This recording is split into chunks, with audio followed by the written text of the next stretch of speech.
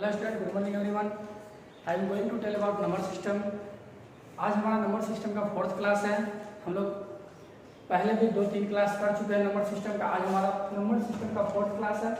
हम लोग देखेंगे इसमें एक टॉपिक है, क्वेश्चन आता है इसमें रेशनलाइज, मतलब रेशनलाइज कैसे किया जाता है, वही उसी को आज हम लोग पढ़ेंगे। जैसे इसका सिर्फ मेथड है बनाने का, कोई फार्मूला काम नहीं करता है। फार्मूला जो होता है सिर्फ अलजेब्रा का काम करता है। इसमें अगर कहीं भी काम करता भी है तो क्या अलजेब्रा का फार्मूला लगाएंगे, इसके अलावा कोई फार्मूला इसमें नहीं होता है, या सिर्फ एक प्रोसेस होता है कि इस प्रोसेस से हम लोग रेशनलाइज कर देते हैं। रेशनलाइजेशन का मतलब होता है, हिंदी में कर दे, इसका हम लोग अपने स्टाइल में समझा जाए तो डिनोमिनेटर का कैलकुलेशन, बस डिनोमिनेटर से हम लोग प्लस नहीं मल्टीपल या डिवीजन करते हैं। देखते हैं हम लोग क्वेश्चन के थ्रू कैसे समझते हैं इसको। क्वेश्चन है हमारा रेशनलाइज द फॉलोइंग। फर्स्ट हमारा है 1/√7, सेकेंड हमारा है 1/5 + 3√2, और थर्ड हमारा क्वेश्चन है 3 + 2√2/3 - 2√2। अब हम लोग इसको रेशनलाइज कैसे करेंगे देख लेते हैं। फर्स्ट ही हम लोग को यहाँ पर समझना यह है रेशनलाइजेशन में कि जो भी डिनोमिनेटर में हमारा रूट में है, सिंपल हम लोग फर्स्ट को पहले सॉल्यूशन करते हैं। क्या है 1/√7। हम लोग को यहाँ पे करना क्या है कि जो भी रूट में है नीचे, उसी से सिंपल अगर क्वेश्चन हो इस तरीके के, तब क्या करेंगे कि जो भी रूट के अंदर है हम लोग उससे उतना ही से डिवाइड और उतना ही से मल्टीप्लाई कर देंगे। इसी को हम लोग रेशनलाइजेशन कहते हैं। जैसे लिखते क्या है 1/√7, तो √7 से ही मल्टीप्लाई और डिवाइड कर देंगे। अब हम लोग देखते क्या है 1 में √7 से मल्टीप्लाई, तो √7/√7 into √7 हमारा 7 ही होता है। बोलेंगे क्यों होता है, देख लेते हैं। √7 into √7 इट मींस √49, और √49 का परफेक्ट स्क्वायर रूट निकलता है कितना, 7। या हम लोग डायरेक्ट ट्रिक याद रखेंगे कि जो भी रूट में अगर सेम हो डायरेक्ट वैल्यू होता है वही। जैसे √3 into √3 कितना होगा 3, √10 into √10 कितना होगा 10। इस तरीके से हम लोग डायरेक्ट इसको बना सकते हैं। अब देखते हैं क्वेश्चन नंबर, यही हमारा आंसर हो गया। अब हम लोग देखते हैं क्वेश्चन नंबर सेकंड को 1/5 + 3√2 है। अब बोलेंगे सर यहाँ पे जो भी रूट में था उसका डायरेक्ट मल्टीप्लाई और डिवाइड किए हैं, तो क्या यहाँ पे भी जो भी रूट में है उसको हम लोग डायरेक्ट मल्टीप्लाई और डिवाइड करेंगे? तो सभी क्वेश्चन को एक तरीके से नहीं बनाया जाता है। कुछ स्टूडेंट क्या करते हैं √2 से मल्टीप्लाई और √2 से डिवाइड कर देते हैं। यह प्रोसेस इसका नहीं है। अब हम लोग देखेंगे कि जो भी क्वेश्चन अगर यहाँ पे प्लस या माइनस में होगा इस तरीके से, तो हम लोग सेम नंबर से तो मल्टीप्लाई और डिवाइड करेंगे ही, लेकिन साइन को सिर्फ चेंज कर देंगे। जैसे 5 + 3√2 है, तो हम लोग 5 - 3√2 से मल्टीप्लाई और 5 - 3√2 से डिवाइड। यही हमारा कंसेप्ट है रेशनलाइजेशन करने का। करेंगे अब क्या हम लोग यहाँ पे देखते हैं 1 में इससे मल्टीप्लाई करेंगे तो उतना ही होगा 5 - 3√2 बाय, अब इसमें इससे मल्टीप्लाई करेंगे तो हम लोग या तो मल्टीप्लाई कर सकते हैं, या हम पहले भी बोल चुके हैं कि रेशनलाइजेशन में अगर कोई फार्मूला काम करता है तो वो होता है हमारा क्या, अलजेब्रा का फार्मूला काम करता है।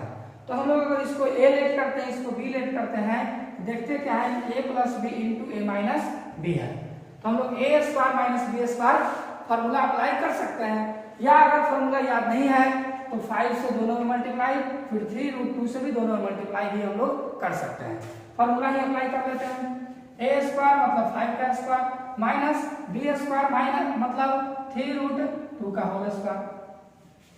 और लोग देखते क्या है यहाँ पे 5 - 3√2 है, बाय नीचे क्या आएगा, तो 5 का स्क्वायर 25 माइनस 3 का स्क्वायर कितना होता है 9 होता है, और √2 का स्क्वायर अभी बताए हम लोग √2 into √2 = 2।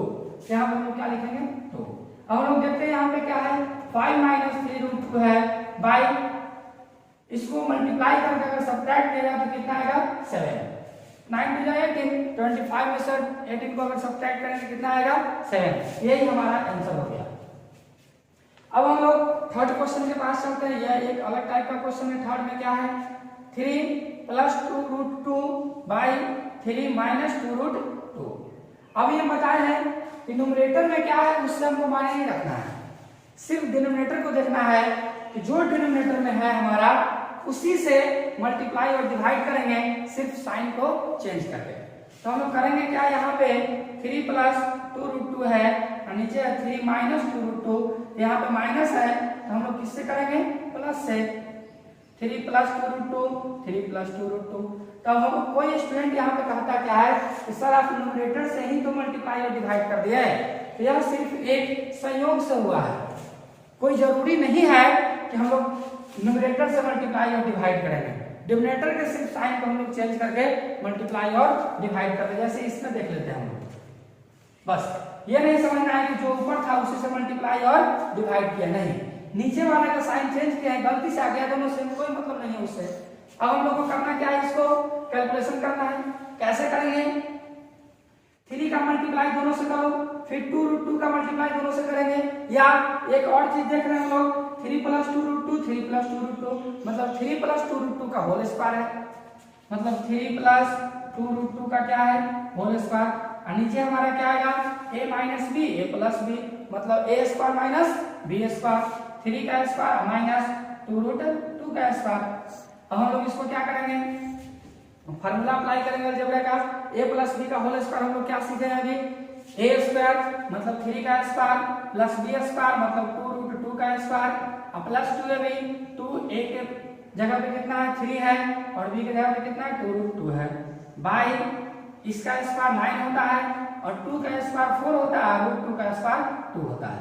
अब हम लोग देखेंगे क्या, यहाँ पे 3 का स्क्वायर 9, इसका स्क्वायर कितना होगा, तो 2 का स्क्वायर 4 और √2 का 2 होता है, 4 2 जा कितना होगा 8, प्लस इसको मल्टीप्लाई करेंगे, 2 3 जा 6, 6 2 जा 12, 12√2 बाई इसको हम लोग सब्ट्रैक्ट करेंगे, नीचे कितना आएगा 1। अब हम लोग जानते हैं बचपन से नीचे 1 हम लोग नहीं लिखेंगे तो भी काम चल जाता है। 9 और 8 को ऐड करेंगे कितना होगा 17 + 12√2 आंसर। अब इसको कुछ स्टूडेंट क्या कर लेते हैं, ऐड कर देते हैं 29√2। ये हमारा कंप्लीटली रॉन्ग है। क्यों, क्योंकि हम जब भी इसका पिछले क्लास में हम पढ़ाया है √2 का एडिशन और सब्ट्रैक्शन में कि एडिशन और सब्ट्रैक्शन सिर्फ और सिर्फ लाइक टर्म के साथ किया जाता है, अनलाइक टर्म के साथ नहीं किया जा सकता है। तो इसमें √2 है और इसमें √2 नहीं है, इसलिए हम लोग इसका सब्ट्रैक्शन या एडिशन नहीं कर सकते, इसलिए यह हमारा गलत हो जाएगा। यही इसका कंप्लीट आंसर है। यह हमारा रेशनलाइजेशन था। अब एक और क्वेश्चन रेशनलाइजेशन में ही आता है, जैसे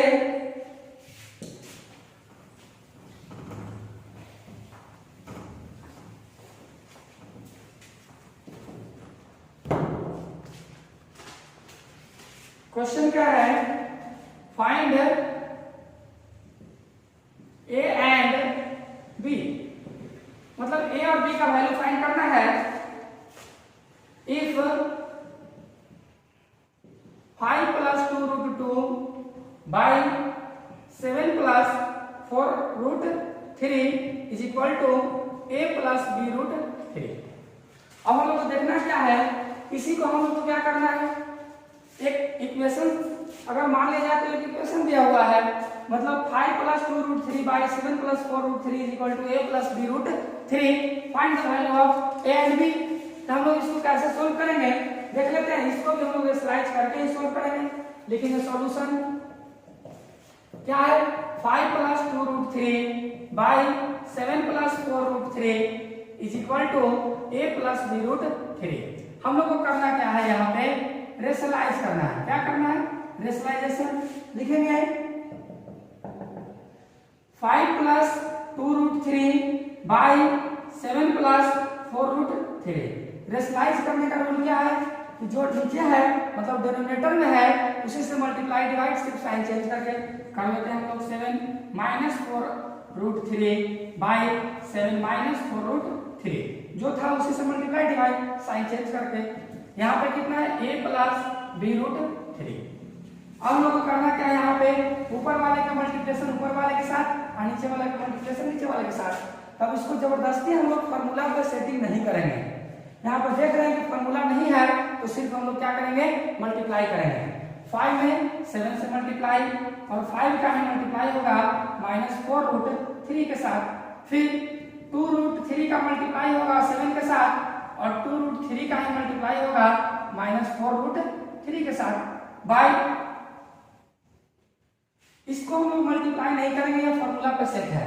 a plus B into a minus B मतलब a square minus b square मतलब 7 का स्क्वायर माइनस 4√3 का होल स्क्वायर। यहाँ पे इधर कितना है आ रहा है इसमें a प्लस b√3। अब हम लोग यहाँ पे देखेंगे क्या, इसको जैसे ही मल्टीप्लाई करेंगे कितना आएगा 35 प्लस, इसको हम लोग जब प्लस माइनस का लिखेंगे माइनस 20√3, इसका मल्टीप्लाई करेंगे 40√3, इसका मल्टीप्लाई करेंगे प्लस माइनस माइनस 4 टू 8 और √3 मिलकर 3 होता है और जब 8 में 3 से मल्टीप्लाई करेंगे कितना आएगा 24 बाई 7 का स्क्वायर कितना होता है 49 माइनस इसका जब स्क्वायर करेंगे तो 4 का स्क्वायर 16 और √3 का स्क्वायर 3 होता है और 16 में जब 3 से मल्टीप्लाई करेंगे कितना आएगा 48। आरएचएस में क्या है a प्लस b√3। अब लोग यहाँ पे देखेंगे क्या, लाइक टर्म को लाइक टर्म के साथ कंपेयर कर लेते हैं तो 35 में से 24 को सब्ट्रैक्ट करना है, कितना आएगा हमारा तो 11 आएगा माइनस इसका एक साथ हम लोग एडिशन सब्ट्रैक्शन कर सकते हैं क्योंकि दोनों में √3 है तो 40√3 में से 20√3 को सब्ट्रैक्ट करेंगे 6√3 आएगा। अब बाई नीचे कितना आएगा 1, 49 में से 48 को सब्ट्रैक्ट करेंगे 1, इधर कितना है a प्लस b√3। अब हम लोग देखेंगे यहाँ पे क्या है वैल्यू, हम लोग अभी पढ़े हैं क्या कि नीचे को हम लिखना कोई जरूरत नहीं है तो 11 minus 6√3 is equal to a plus b√3। अब हम लोग इतना बनाने के बाद क्या करते हैं, कंपेयर करते हैं दोनों साइड। क्या करेंगे कंपेयर, तो लिखेंगे कंपेयरिंग बोथ साइड या इक्वेटिंग बोथ साइड, दोनों तरफ तुलना भी कर सकते हैं। लिखते हैं इक्वेटिंग बोथ साइड, दोनों तरफ जब हम लोग इक्वेटिंग करते हैं लिख देते हैं of coefficient of b and constant term. किसका हम लोग इक्वेटिंग करेंगे तो b का कोएफिशिएंट और कांस्टेंट टर्म के साथ हम लोग क्या कर देते हैं इक्वेटिंग करते हैं या कंपेयर करते हैं। देखते क्या है कि यहाँ पे इधर इस टर्म में जो है a का कांस्टेंट टर्म इसमें है और इसमें a के साथ मतलब यहाँ पे देख लेते हैं हम लोग √3 के साथ कंपेयरिंग और जो अलग से है उसका अलग के साथ कंपेयरिंग। तो देखते क्या है a जो है 11 के इक्वल में आ रहा है हमारा और √3 यहाँ पे b के साथ है और यहाँ पे √3 के साथ कौन है -6 मतलब b इज इक्वल टू होगा -6। या हम लोग यहाँ पे इस टर्म को नहीं भी लिखेंगे तो भी चलेगा, हमारा सिर्फ क्या कर सकते हैं लिख सकते हैं इक्वेटिंग बोथ साइड और डायरेक्ट हम लोग लिख सकते हैं a इक्वल टू कितना 11 और b इक्वल टू -6। यही हमारा आंसर हुआ। अब रेशनलाइजेशन का बहुत सारा क्वेश्चन है, जो भी क्वेश्चन आप लोग को पूछना होगा व्हाट्सएप ग्रुप में पूछ सकते हैं और इतना ये हमको लगता है कि समझ में आ गया होगा। इसी तरीके से जितना भी रेशनलाइजेशन है सबको बना लेना है। Thank you.